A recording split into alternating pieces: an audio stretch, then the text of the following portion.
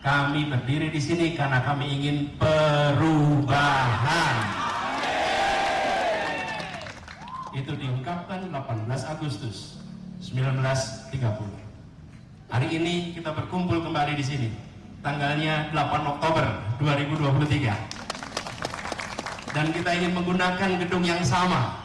Dan ternyata perjuangan itu harus kita perbesar, memberikan ruang untuk kebebasan berkonstitusi, kebebasan untuk berbicara. Karena ternyata gedung yang di zaman Belanda pun bisa dipakai, hari ini tidak bisa kita gunakan. Apa artinya?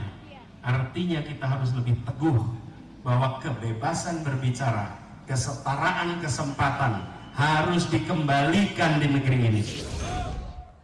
Baik, kami lanjutkan kembali pemirsa. Mas Umam, jadi menurut analisa Anda, apa yang menyebabkan kejadian demi kejadian yang diduga oleh pihak Amin ini adalah sebagai upaya sistematis untuk menjegal Anies itu kerap terjadi?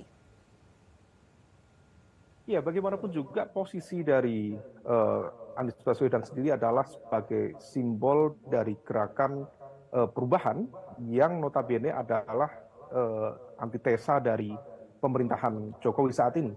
Apapun argumen yang disampaikan, memang betul konteks perubahan bukan berarti kemudian antitesa 100%, tetapi ada yang kemudian tetap dilanjutkan, tetapi kemudian ada juga proses evaluasi dan lain sebagainya.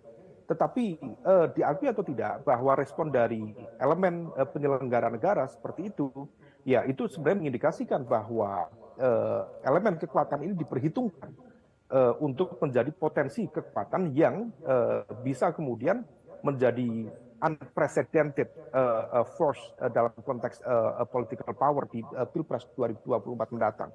Oleh karena itu, kalau misal argumen tadi yang disampaikan seolah ini bukan masa kampanye, ya itu sebenarnya menepuk air terpercik muka sendiri. Karena bagaimanapun juga dalam berbagai kesempatan yang dilakukan oleh para capres yang lain, kemudian diskusi secara terbuka dilakukan di berbagai forum, baik online maupun offline, sebenarnya itu materi sosialisasi yang memang tidak terbungkus secara formal dalam konteks kampanye, tetapi ada soft campaign di sana dalam konteks literasi politik, edukasi politik, dan juga sosialisasi.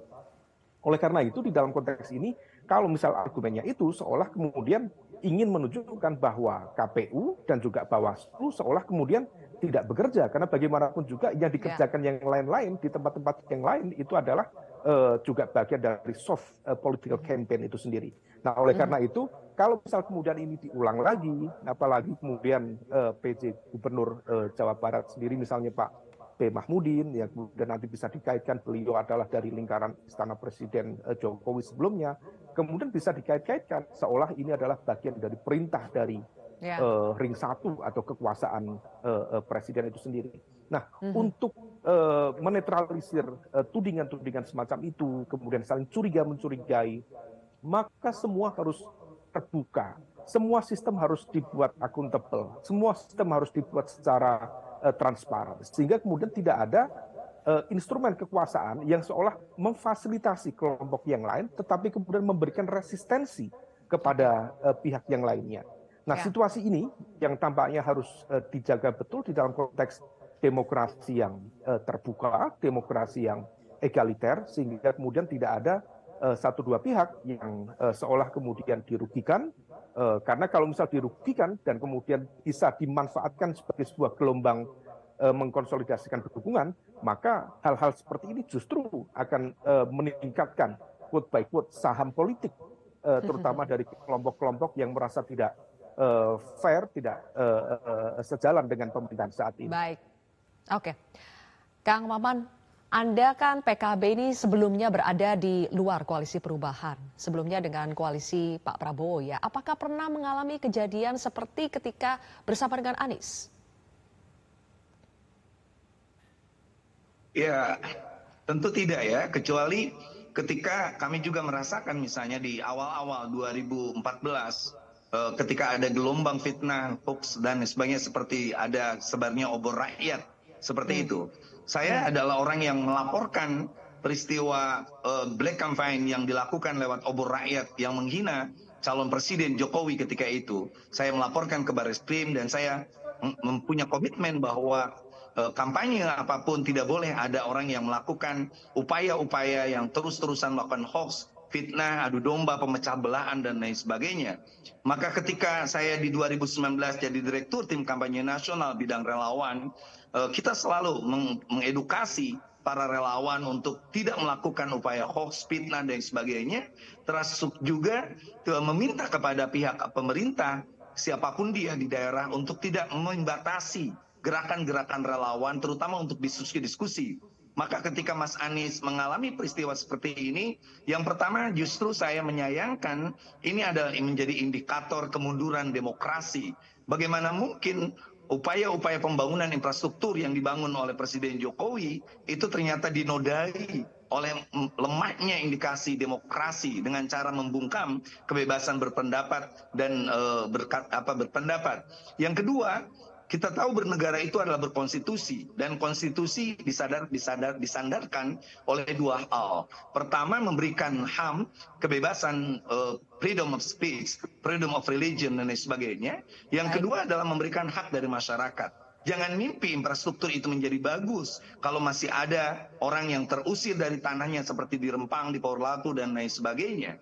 Ini menjadi komitmen bagi kami di Anies Mohaimin untuk terus mengatakan kepada masyarakat bahwa cita-cita besar bangsa ini sesuai di dalam pembukaan Undang-Undang 45 adalah memberikan hak sebesar-besarnya kepada masyarakat untuk hidup lebih tenang, bebas, punya pendapat yang berbeda dengan penguasa sekalipun, asal untuk Indonesia ke depan yang lebih maju.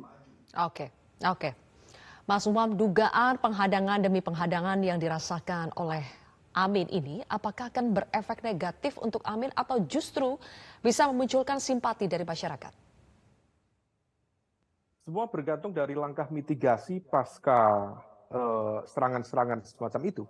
Kalau misal kemudian bisa dilakukan dan juga bisa dijelaskan secara proporsional kepada basis masyarakat yang berpotensi menjadi swing voters bagi pasangan ini, saya pikir itu berpotensi kemudian mengubahnya menjadi dukungan yang cukup potensial.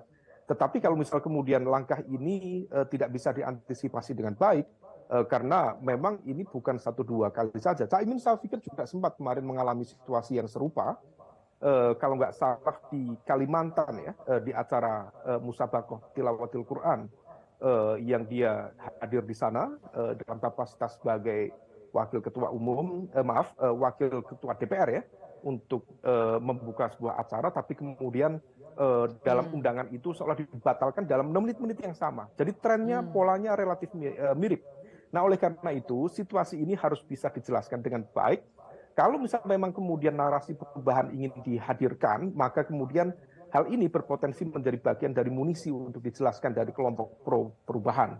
Nah, oleh karena itu terkait dengan konteks poin-poin democratic regression, atau poin-poin kemunduran demokrasi, barangkali kemudian masyarakat juga bisa mencerna itu sebagai sebuah poin yang perlu dievaluasi. Jika kemudian itu bisa ditranslate dengan baik, bisa diterjemahkan, bisa disosialisasikan dan dijelaskan kepada masyarakat, terutama kelas menengah terdidik dan juga masyarakat secara umum, maka tantangan itu bisa berubah menjadi peluang. Tapi kalau misalnya tidak mampu, maka ini berpotensi menjadi sebuah ganjalan yang bisa berdampak kurang produktif bagi elektabilitas pasangan Anies Mohaimin itu sendiri. Bergantung pada responnya.